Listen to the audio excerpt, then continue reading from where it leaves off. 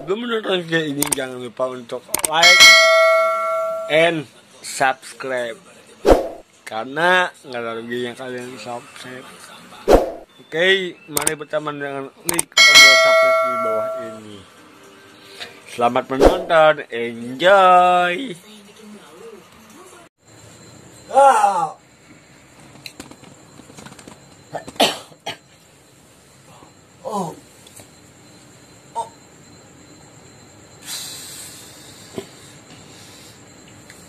Assalamualaikum. Waalaikumsalam warahmatullahi wabarakatuh.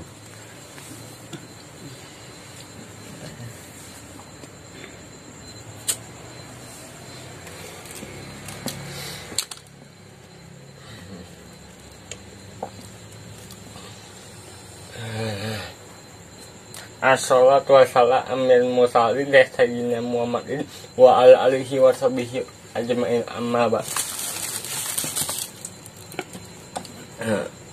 Pada hari ini berkumpulnya kita di sini meningkatkan rasa syukur kita kepada Allah Subhanahu wa taala. Amin.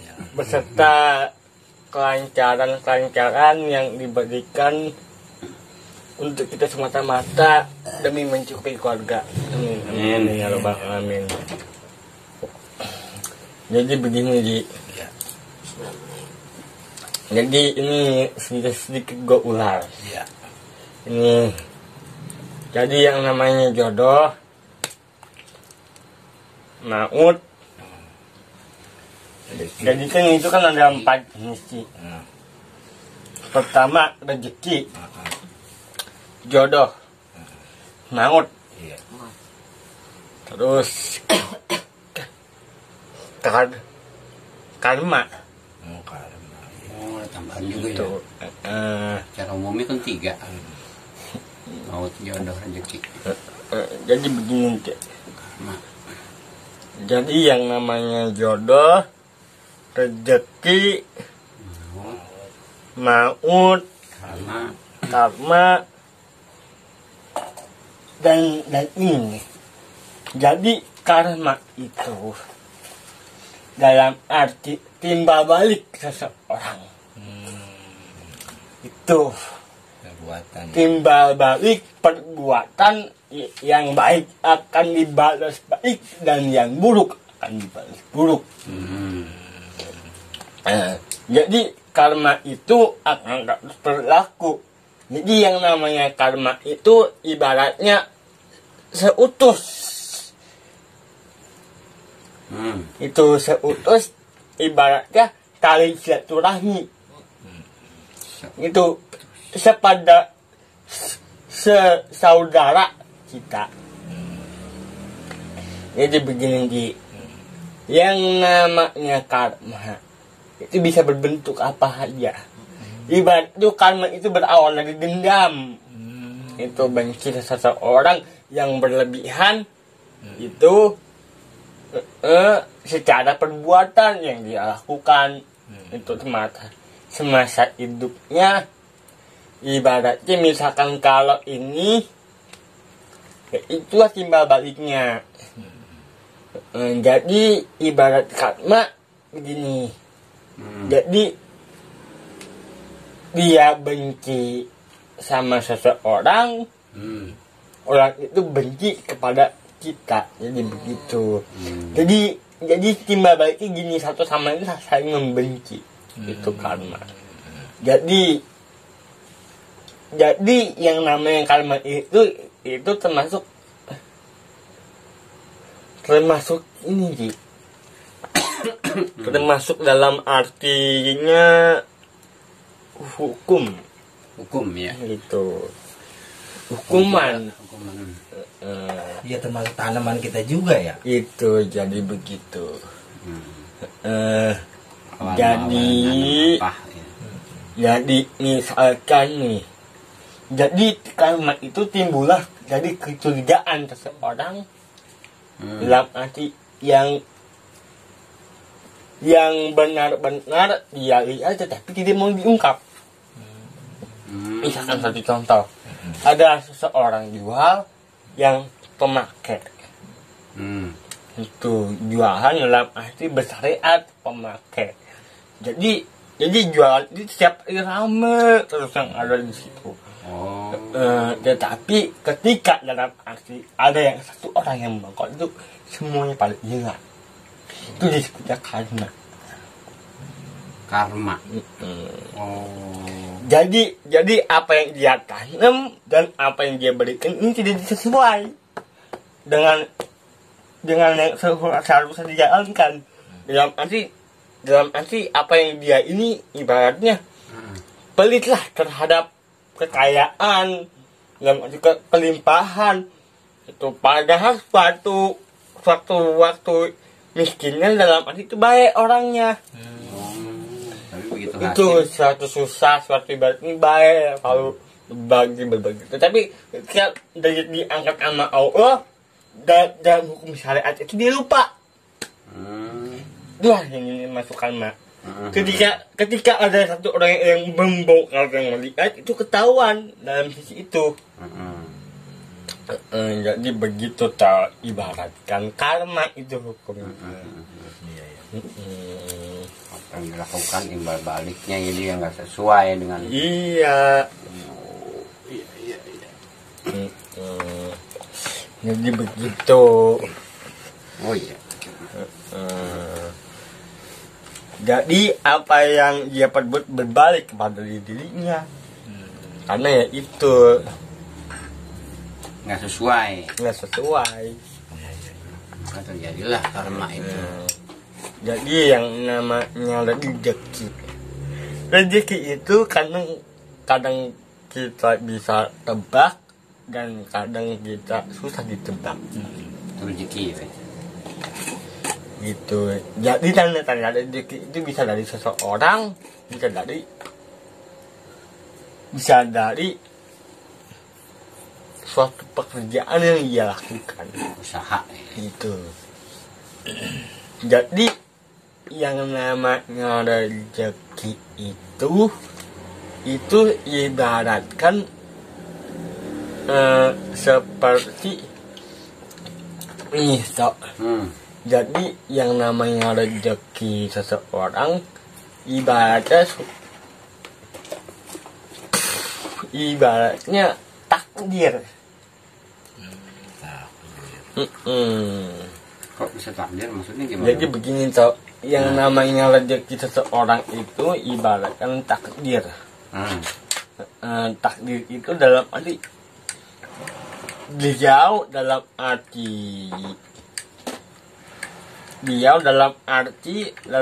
arti jadi yang namanya rezeki itu hukumnya ini ibaratkan susah ditebak, susah dilihat, susah ini. Iya. Tuh. Jadi ibaratnya itu takdir dari Sang Maha Kuasa. Tuh. Apapun bentuknya gitu. Apapun bentuknya itu diberikan langsung kepada seseorang yang benar-benar membutuhkan. Itu ibaratkan pekerjaan dalam arti yang tadinya itu dimudahkan itu, jadi begitu. Iya. Itu. Nah itu kalau rezeki yang melalui seperti dia miara tuyul, apa miara itu gimana Be? Itu dibilang rezeki juga apa bukan? Jadi kalau rezeki itu jadi syariatnya itu kalau dalam rezeki seperti itu dinamakan musyrik toh. Oh, karena menggunakan ini ya. Itu. Iya. Karena beliau tidak mempercayai adanya di diri, tetapi ada di makhluk. Itu yang dia kan. Iya. Maksudnya dia tidak percaya adanya rezeki itu di diri sendiri gitu ya. Itu jadi begitu. Oh kayak gitu udah dibilang musyrik itu Be. Jadi beliau tidak percaya dengan kemampuannya. Nggak percaya diri. Itu.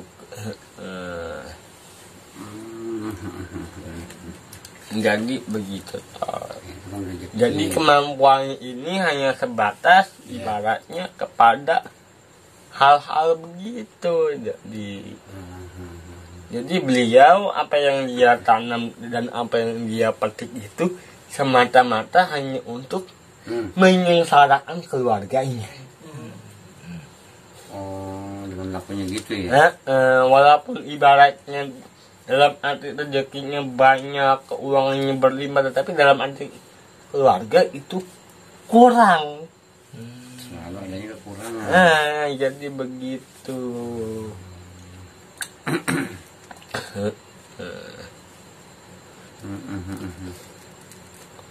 Jadi yang namanya syariat itu ibaratnya penting toh. Iya. Karena hukum syariat itu tidak bisa diganggu-gugat. Maksudnya tidak bisa diganggu-gugat? Itu sah secara hukum Allah. Oh, tapi dengan melakukan yang terbaik maksudnya. Dilakukannya gitu ya. yang terbaik. Iya. Bukan dalam arti menjalur dari hukum ajaran Islam.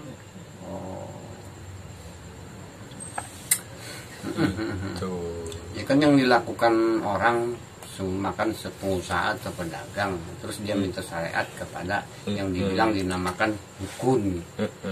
Nah itu kan dia melakukan sesuatu, lalu terjadilah dagangnya supaya laris. Nah itu jadi begini toh, kalau ibaratnya syariat ke dukun itu dalam arti dia harus tahu toh imbal baliknya. Imbal baliknya maksudnya gimana? Dalam arti ketika dia lancar, ketika dia ini dia harus ingat tuh. Oh.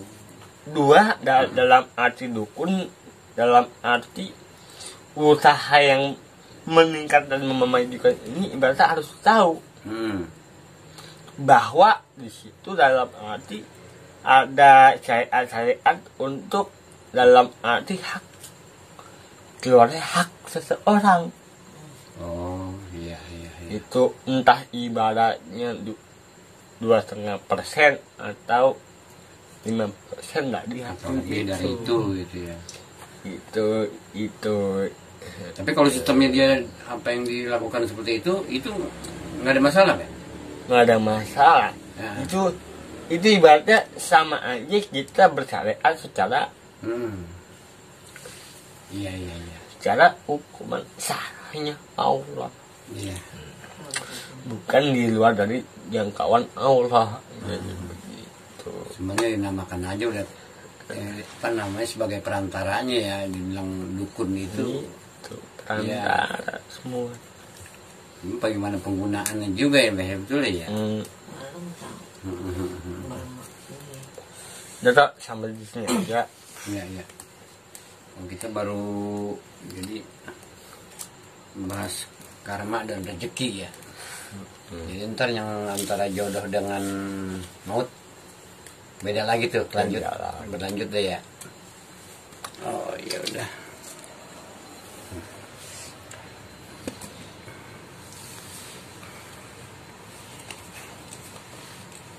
Ya begitulah rekan-rekan, sahabat-sahabat dimanapun Anda berada, dari seulas pengetahuan kita tentang bagaimana datangnya karunia-karunia Allah kepada manusia itu sendiri, diantaranya yaitu maut, rezeki, jodoh, dan yang terakhir itu karma. Tapi secara umumnya kita hanya mengetahui tentang maut, rezeki, dan jodoh. Maka di sini kalau dalam pelajaran ilmu mengkaji diri maka ada kata karma, karena karma itu juga perlu diulas, perlu kita tahu dasar-dasarnya dari akhlak perbuatan manusia itu sendiri secara imbal balik. Kalau dia melakukan hal-hal yang selalu terbaik, insya Allah terjadinya pun akan baik, dan juga sebaliknya.